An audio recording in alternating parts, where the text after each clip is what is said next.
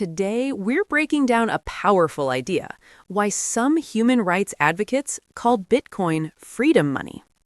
Welcome to Bitcoin Bytes HQ, simple Bitcoin explainers. This is educational content only, not financial advice. Let's go.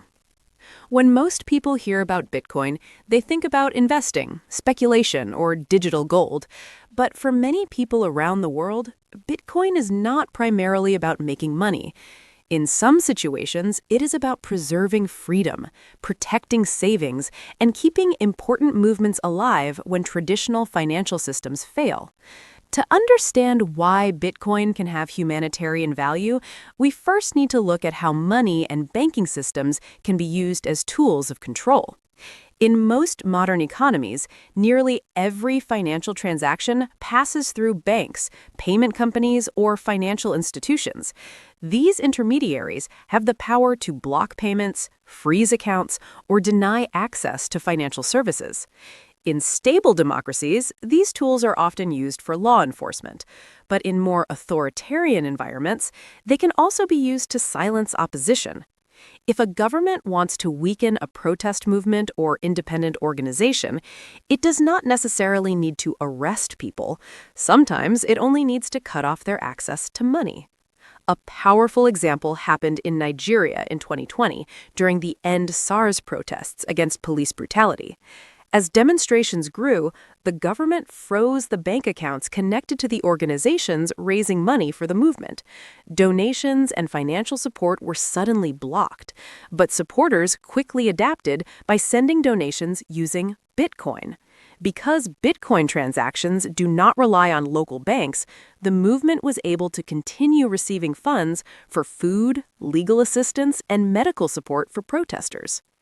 A similar situation unfolded in Belarus during the large protests that followed the disputed 2020 presidential election. Authorities froze accounts connected to opposition groups and activists. In response, organizations such as the Bysol Foundation began accepting Bitcoin donations from supporters around the world. Those funds were used to support workers who had been fired for protesting and families of political prisoners. Once again, Bitcoin provided a financial channel that could not be easily shut down. These examples highlight an important point. When financial systems are centralized, they can be used as powerful tools of political pressure. But when an alternative system exists that is harder to censor, people suddenly have another option.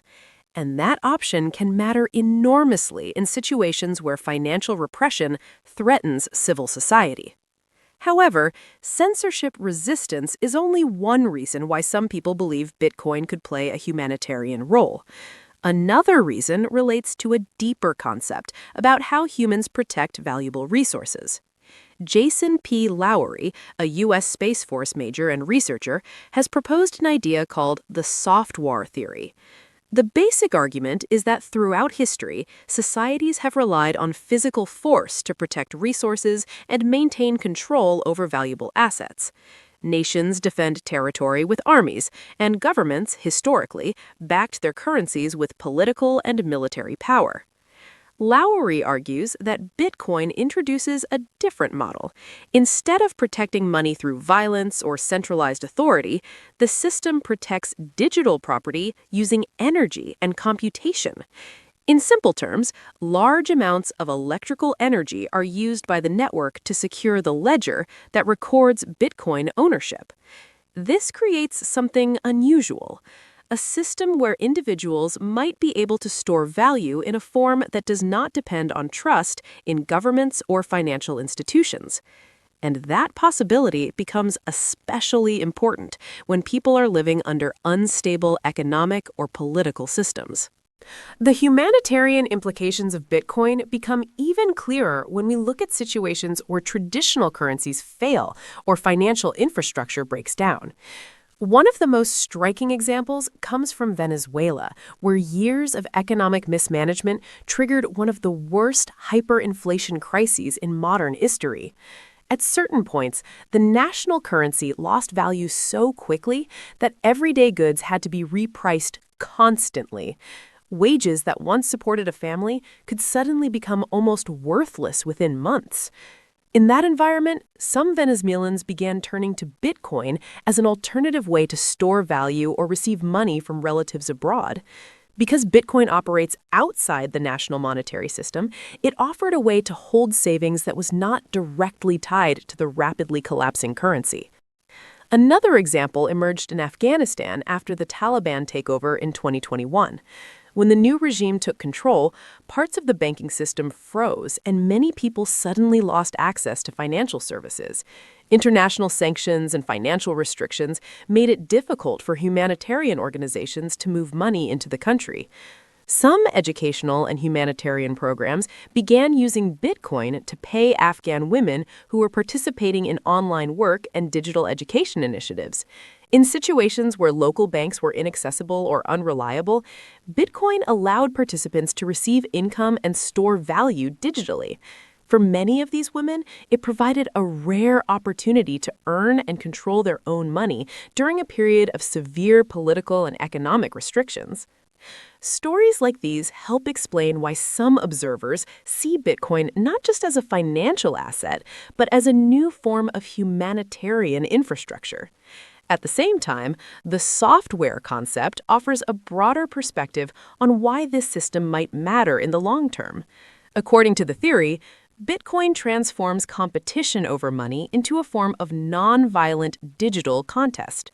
Instead of nations or institutions using force to control financial systems, participants compete by contributing energy that helps secure the network itself. In other words, the protection of digital property becomes tied to energy and computation rather than political authority. Whether or not one fully agrees with the Softwar thesis, it highlights an important shift in how value might be protected in the digital age. For the first time, individuals may have access to a monetary system that is global, open, and extremely difficult for any single authority to control. Bitcoin's humanitarian implications have also been highlighted by Bitcoin educator and human rights advocate Anita Posch. She argues that Bitcoin can directly support 11 of the 30 articles in the United Nations Universal Declaration of Human Rights.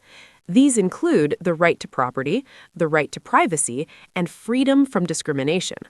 Her argument is that when money becomes permissionless and difficult to censor, individuals gain stronger tools to defend these rights even when governments or financial institutions fail to protect them. For people living in stable economies, Bitcoin may simply appear as another investment option or technological experiment. But for people facing inflation, financial censorship, or exclusion from the banking system, it can represent something far more significant.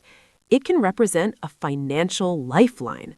Not a perfect solution, and certainly not a cure for political or economic problems, but an option that did not previously exist.